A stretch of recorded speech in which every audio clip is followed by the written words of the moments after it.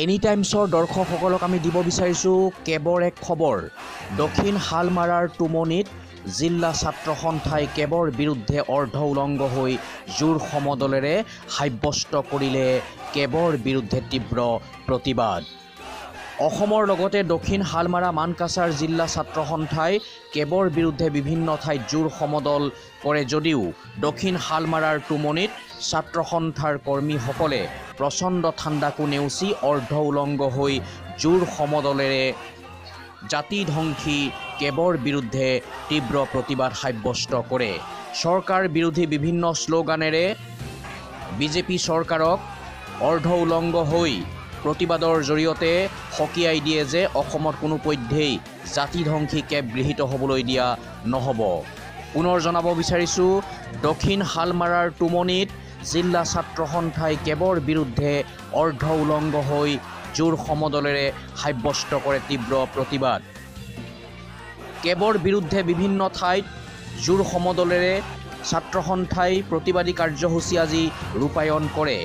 একেই দৃশ্য দক্ষিণ হালমাৰাৰ টুমনিত আজি দেখিবলৈ পোৱা যায়।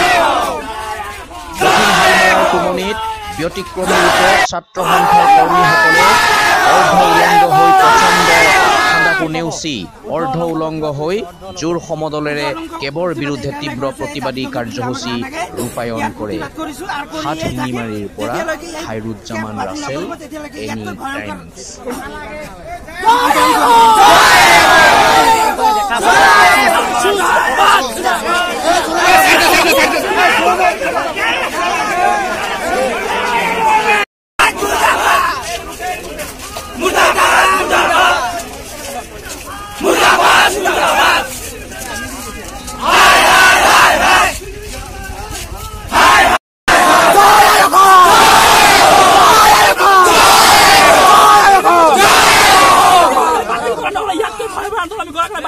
আজি আমি উৰ্ধ উলংগ হৈ আন্দোলন কৰিছো।